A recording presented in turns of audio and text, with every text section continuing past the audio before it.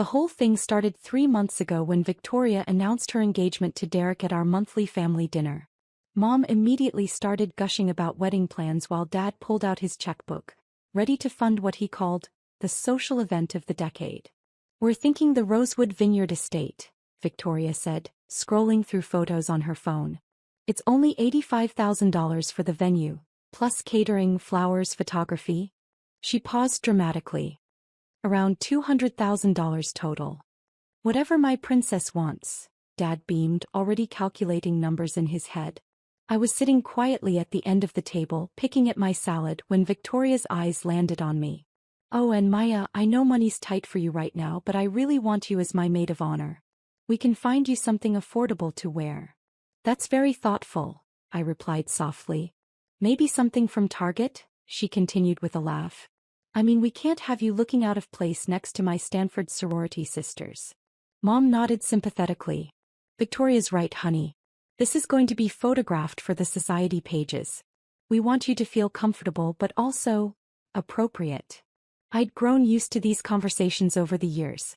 Ever since dropping out of law school to pursue what my family called that computer thing, I'd become the designated family disappointment. While Victoria climbed the corporate ladder at Dad's investment firm, I spent my days in coffee shops with my laptop, working on what they assumed were freelance projects that barely paid the bills. What they didn't know was that computer thing had turned into Data Flow Solutions, a cloud infrastructure company I'd built from nothing. 3 years ago, a major tech corporation had acquired us for $340 million.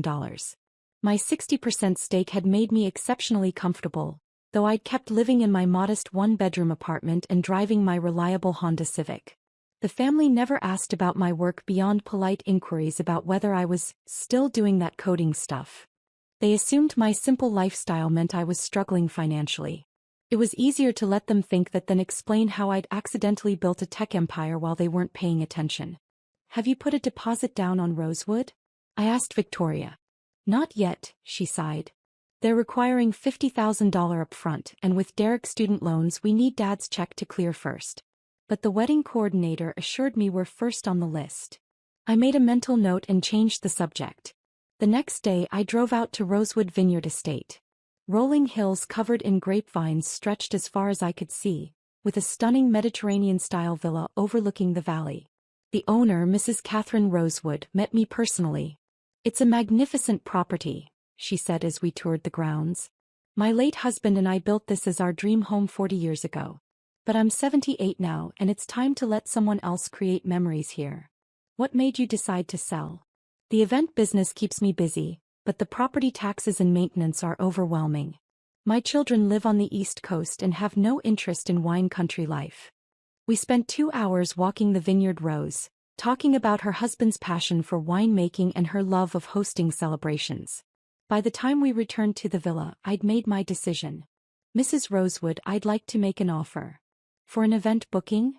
"For the entire estate." Her eyebrows rose. "The entire? But you look so young. Are you sure you understand what you're considering?" I pulled out my phone and showed her my bank statement. "I'm quite sure." 3 weeks later the papers were signed. I was now the owner of 150 acres of prime Napa Valley real estate, including the vineyard, villa, guest cottages and event facilities. Mrs. Rosewood had accepted my offer of $12.8 million, grateful to know the property would be loved and maintained. I kept the existing staff and event bookings, including Victoria's wedding, which was still 6 weeks away. The wedding coordinator, Sarah, had no idea ownership had changed.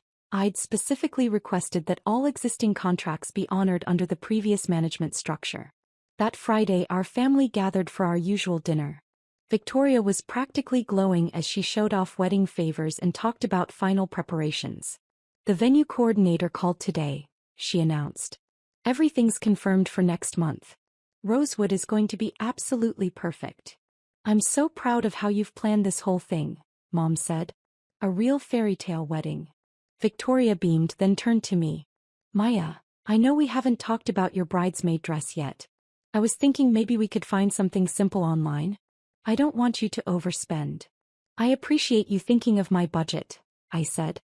"Actually," Victoria continued, getting more animated, Derek's cousin is about your size and she has this beautiful navy dress from her sister's wedding. It's not exactly what I envisioned for my bridal party, but it would save you money. That's very generous. I just want everyone to be comfortable, Victoria said, though her tone suggested she was more concerned about the photos than my comfort. This wedding is going to be featured in several magazines, and I want everything to look cohesive.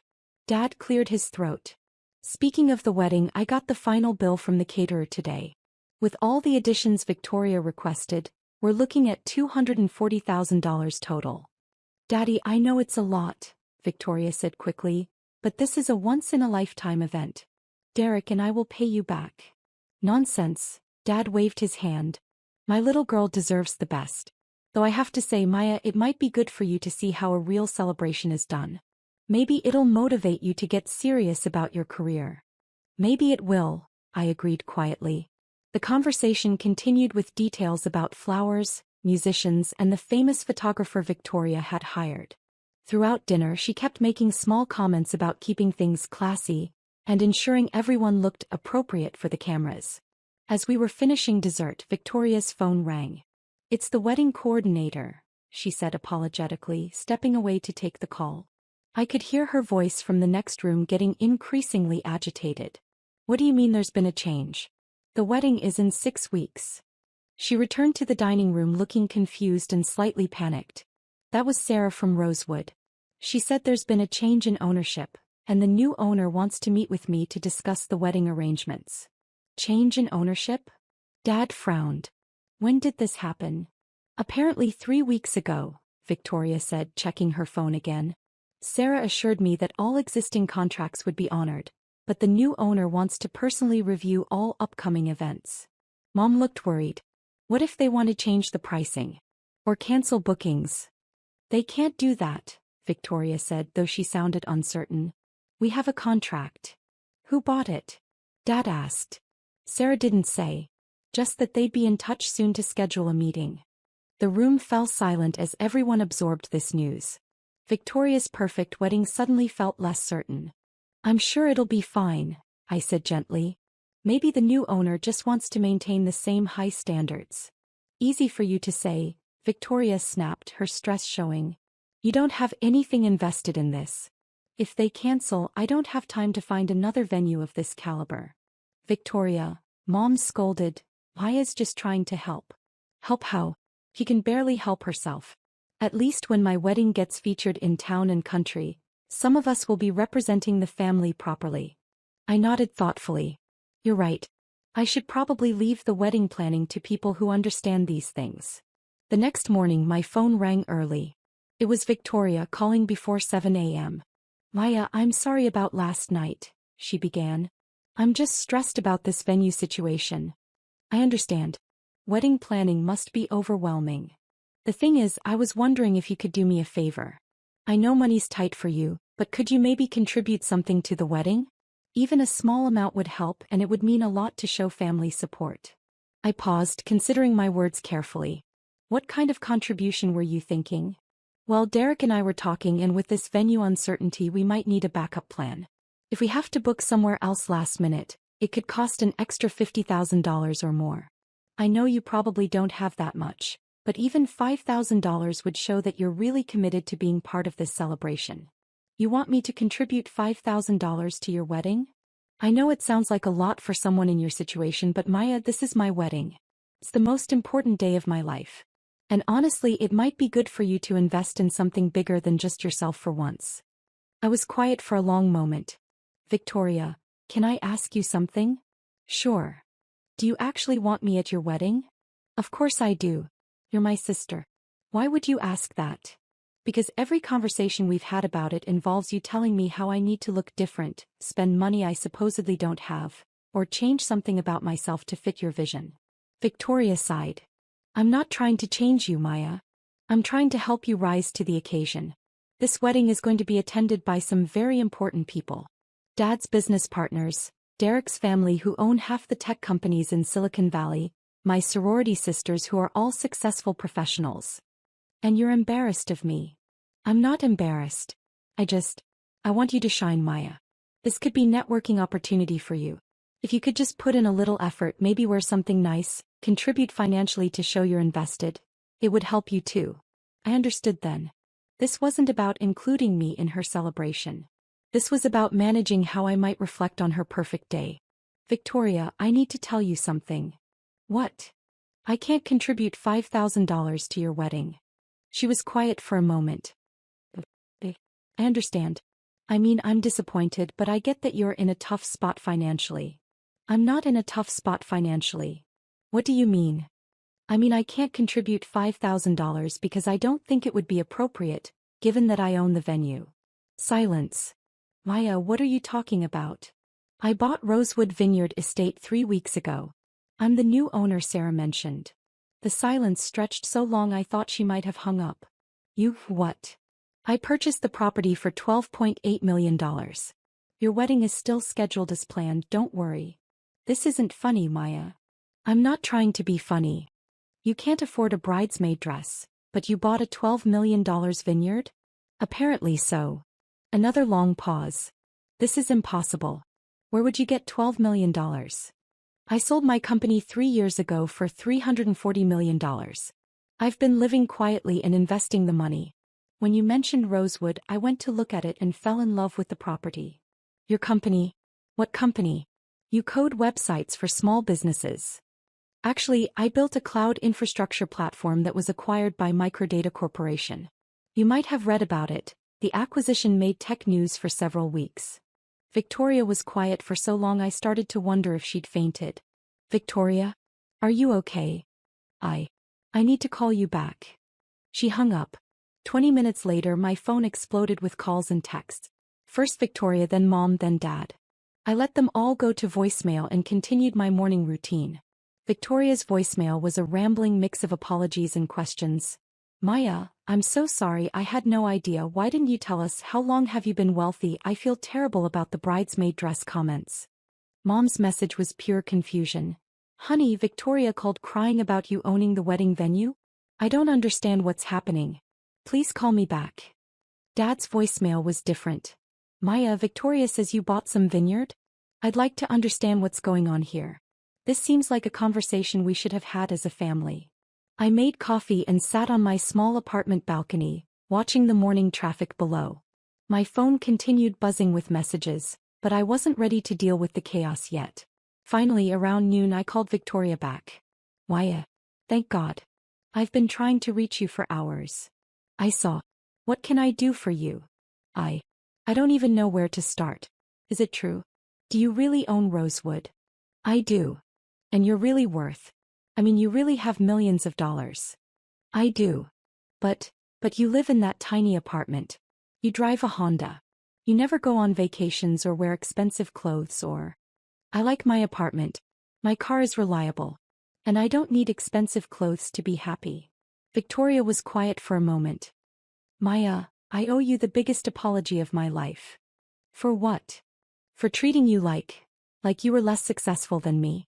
For assuming you were struggling. For making those comments about your dress and asking you for money. Victoria, you didn't know. But that's just it, I never bothered to know. I never asked about your work beyond surface questions. I just assumed because you weren't flashy about money, you didn't have any. I appreciated her honesty. It's okay. It's not okay. I've been condescending to you for years. And the worst part is you never corrected me. You just let me make an ass of myself. I didn't want to make a big deal about the money. Why not? Maya, you're incredibly successful. You should be proud of what you've accomplished. I am proud of my work. But I've seen how money changes family dynamics. I wanted our relationship to be about more than my bank account. Victoria was crying now. I'm so sorry. You're my little sister and I should have been supporting you, not judging you. You weren't judging me. You were trying to help in your own way. By offering you hand-me-down dresses and lecturing you about career motivation? I couldn't help but laugh. The career motivation talks were pretty funny, given the circumstances. Oh God, all those dinners where Dad and I gave you advice about getting serious about work. While I was running a multi-million-dollar investment portfolio, yes. Maya, can you forgive me? There's nothing to forgive, Victoria. You're my sister and I love you. Even after I was such a snob about the wedding? Especially after that. Though I do think we need to have a conversation about your actual expectations for the ceremony. What do you mean? Well, as the venue owner, I want to make sure your wedding is exactly what you dreamed of. But as your sister, I want to make sure you actually want me there as family, not as someone you're trying to manage. Victoria was quiet for a long moment. You're right.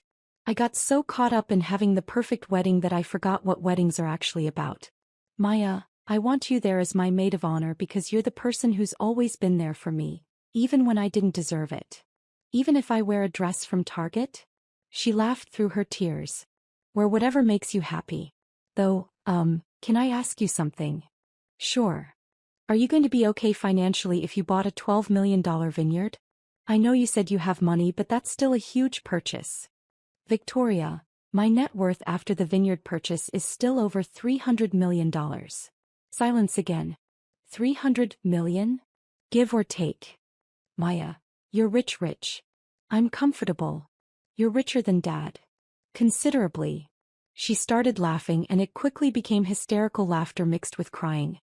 I offered you a used bridesmaid dress. I asked you for $5,000. I told you to look at this wedding as a networking opportunity. To be fair, it might still be good networking. Derek's family does sound interesting. Maya, Derek's family is going to want to invest with you, not network with you. I hadn't thought about that. That could get complicated. This whole thing is complicated. How do I even begin to apologize to everyone? Mom and Dad are going to die when they find out. You don't need to apologize for not knowing something I didn't tell you. But I need to apologize for how I treated you. Maya, you've been nothing but supportive of this wedding and I've been awful. You haven't been awful. You've been stressed about planning a big event.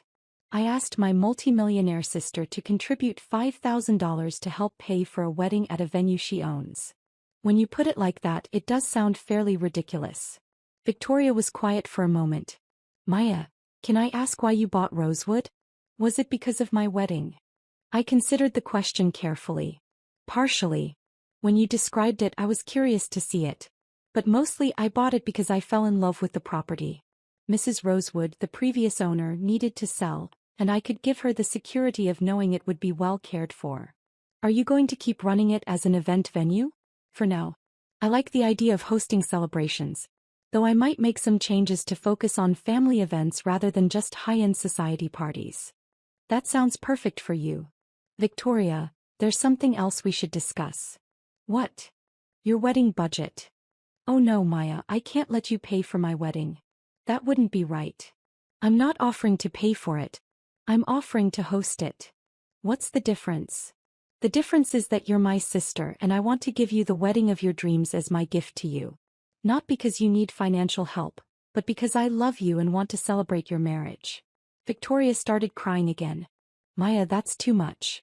It's not too much if it makes you happy. But the venue fee alone is $85,000. Victoria, $85,000 is what I spend on coffee in a year. That can't be true. Okay, that's an exaggeration. But the point stands. This wedding gift won't impact my finances, and it would mean everything to me to host your celebration. Are you sure? I'm sure. But I have one condition. Anything. I want you to wear whatever dress makes you feel beautiful, eat whatever food makes you happy, and celebrate with people who love you for who you are.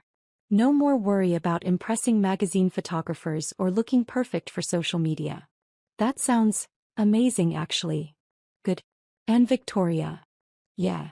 I'd be honored to be your maid of honor, but only if you actually want me standing beside you as your sister, not as a prop in your photos. Maya, I want nothing more than to have my sister beside me on the most important day of my life. Then let's plan a wedding. Over the next several weeks, everything changed.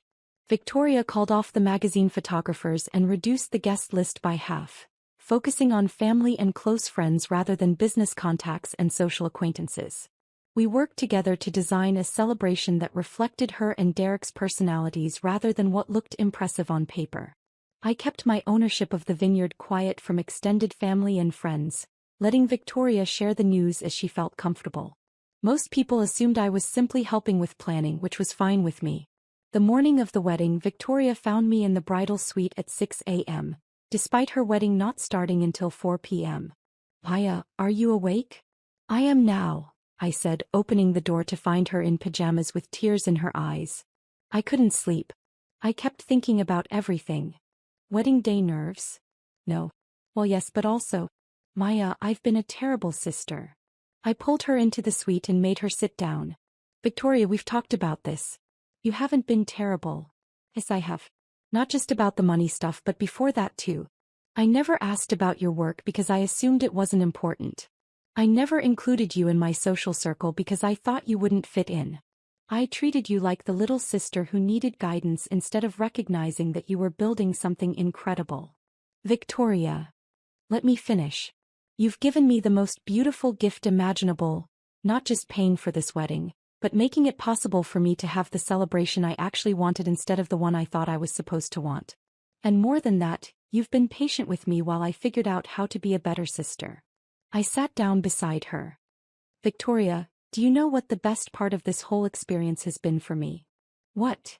Getting to know who you really are when you're not trying to impress anyone. The sister who cried when we tasted the wine Mrs. Rosewood made from her husband's favorite grapes. The one who insisted on handwriting thank you notes to every vendor. The one who changed her flowers from exotic orchids to wildflowers because they reminded her of our childhood backyard. You noticed all that? Of course I noticed. You're my sister and I love watching you become yourself. Victoria hugged me tightly. Thank you for seeing who I could be and loving me while I figured it out. That's what sisters do. The wedding was perfect in ways that had nothing to do with money. Victoria glowed with genuine happiness. Derek looked at her like she was his whole world. And our parents cried during the ceremony for all the right reasons. During the reception, Dad pulled me aside as we watched Victoria and Derek dance. Maya, I owe you an apology. For what, Dad? For not taking your work seriously. For assuming that because you weren't climbing a traditional corporate ladder, you weren't succeeding. Dad, you couldn't have known. But I should have asked. I should have been curious about what you were building instead of worrying about what you weren't achieving. I smiled. Well, now you know.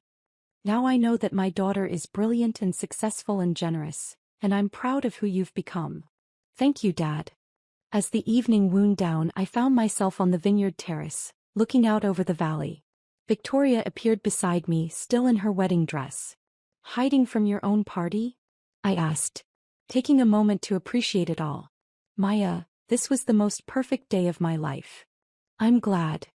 Can I ask you something? Always. Are you happy? I mean, really happy? With your life, your choices, everything. I thought about it. I am. I love my work, I love this property, and I love our family, even when you're being impossible. Victoria laughed. Even when I'm being impossible? Especially then. That's when you need love most. She leaned against the railing beside me. Maya, I want you to know that whether you had millions of dollars or were actually struggling financially, I should have treated you better. Money doesn't determine someone's worth. No, it doesn't. But it does make for a really great wedding venue. I laughed. It doesn't hurt. As we stood there watching the stars come out over the vineyard, I realized that Victoria was right. This had been a perfect day. Not because everything was expensive or impressive, but because it was real. Because my sister had chosen love over image, family over status, and authenticity over perfection. And because sometimes, the best gift you can give someone isn't money or property or business success. Sometimes it's the patience to let them figure out who they really are, and the love to accept them while they're figuring it out. Victoria's marriage would be built on that kind of foundation, real love between two people who chose each other not for what they could project to the world, but for who they were when no one else was watching. As for me, I had my vineyard, my family, and the quiet satisfaction of knowing that sometimes the most successful ventures aren't the ones that make headlines. Sometimes they're the ones that make a sister's wedding day perfect, or give an elderly woman peace of mind, or prove that success doesn't have to be loud to be real. The next morning I found a handwritten note from Victoria on my door. Maya, thank you for the most beautiful wedding, the most beautiful venue, and most importantly for being the most beautiful sister. I promise to spend the rest of my life being worthy of your patience and generosity. I love you more than words can say. V. I smiled, folded the note carefully, and tucked it into my desk drawer next to the property deed for Rosewood Vineyard Estate. Some investments pay dividends in dollars. Others pay dividends in relationships that become stronger, deeper and more genuine than anything money could buy. I was grateful to have both.